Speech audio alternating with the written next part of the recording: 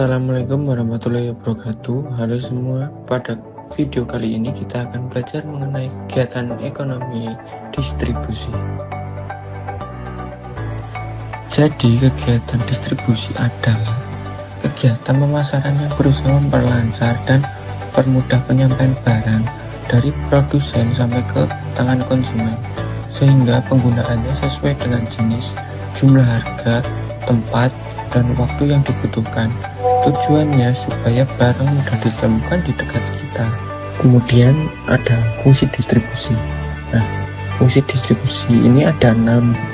Yang pertama ada transportasi, itu mengantarkan barang. Distribusi ini membantu mengantarkan barang dari produsen ke berbagai toko. Kemudian yang kedua ada selling atau menjual barang. Nah, distributor membantu produsen menjual barang ke toko atau langsung ke pembeli. Kemudian yang ketiga ada buying atau membeli barang dari produsen. Nah, distributor ini membeli barang dalam jumlah banyak dari produsen untuk disalurkan lagi ke konsumen. Selanjutnya yang keempat itu ada storing atau menyimpan barang di gudang.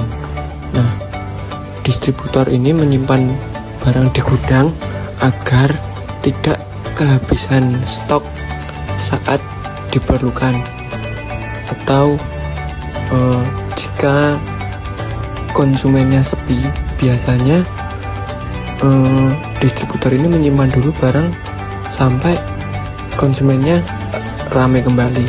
Dan yang kelima itu standarisasi kualitas atau menyortir barang. Nah, distributor ini menyeleksi dulu barangnya supaya konsumen mendapatkan barang yang bagus.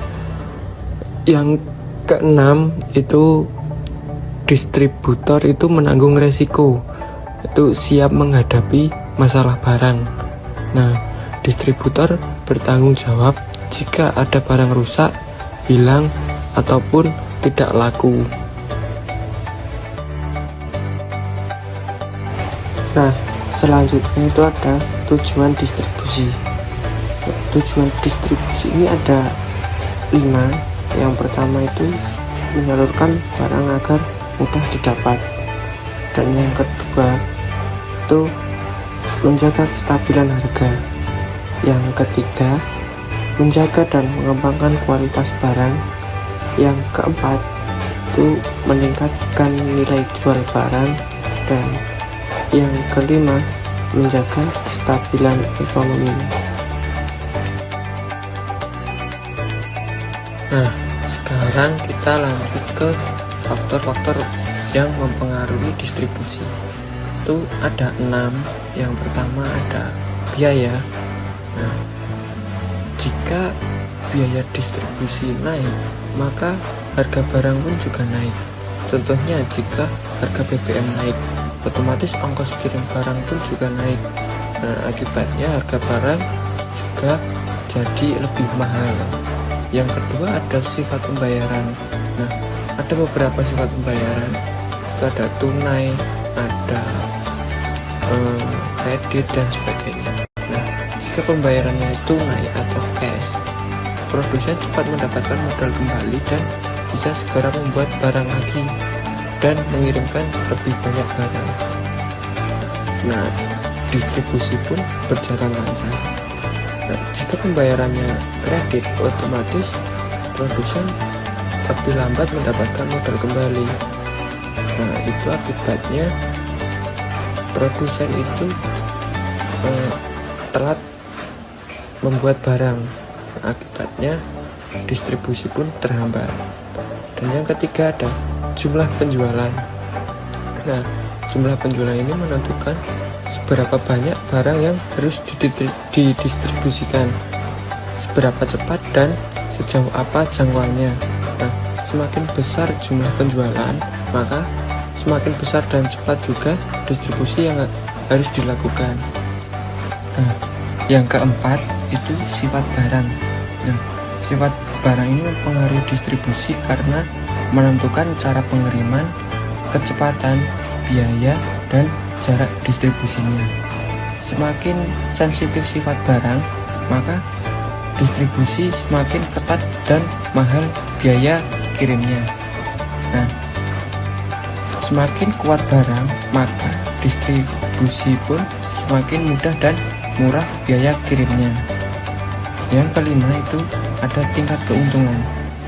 Semakin besar tingkat keuntungan, maka distribusi juga semakin cepat dan banyak.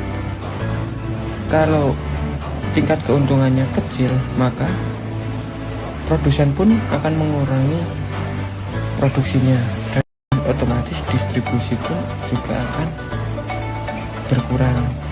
Nah, yang terakhir keenam yaitu adalah modal. Modal ini mempengaruhi distribusi karena tanpa adanya modal, perusahaan tidak bisa membeli kendaraan, stok, membayar tenaga kerja, atau menutup biaya operasional distribusi tersebut. Oke, sekarang yang terakhir nih, yaitu jenis distribusi.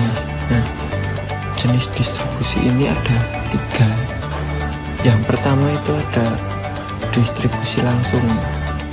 Jadi distribusi langsung itu barang itu dijual langsung dari produsen ke konsumen tanpa perantara. Contohnya kayak petani menjual sayuran langsung ke pembeli di pasar. Nah, yang kedua itu ada distribusi semi langsung. Nah, distribusi semi langsung ini produsen menjual dulu ke pengecer, lalu pengecer menjual ke konsumen. Contohnya kayak pembuat roti yang menitipkan rotinya ke minimarket untuk dijual ke pelanggan atau konsumen. Yang ketiga itu distribusi tidak langsung. Jadi distribusi tidak langsung ini barang melewati lebih dari satu perantara, biasanya distributor besar sebelum ke pengecer dan konsumen. Contohnya seperti pabrik minuman menjual ke distributor, lalu distributor ini menjual ke warung, dan akhirnya warung baru ke konsumen atau pembeli.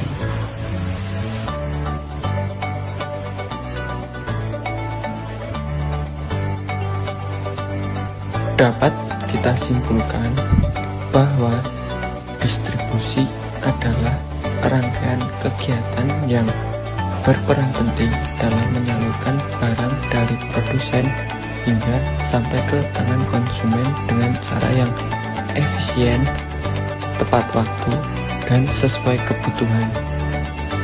Mulai dari berbagai jalur distribusi, mulai dari distribusi langsung, semi langsung, hingga tidak langsung. Proses ini memastikan barang mudah ditemukan, kualitas terjaga, harga stabil, dan mampu memberikan nilai tambah bagi produsen maupun konsumen. Dengan distribusi yang baik, kelancaran arus barang dapat terjamin sehingga kegiatan ekonomi berjalan lebih efektif, merata, dan mampu memenuhi kebutuhan masyarakat secara optimal.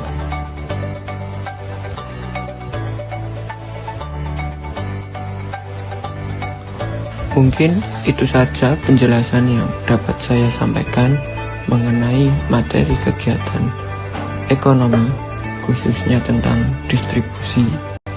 Semoga materi ini bermanfaat dalam menambah wawasan dan pemahaman kita tentang bagaimana barang dapat sampai dari produsen ke konsumen. Apabila dalam penyampaian terdapat kekurangan, saya mohon maaf yang sebesar-besarnya. Terima kasih atas perhatian dan kerjasamanya.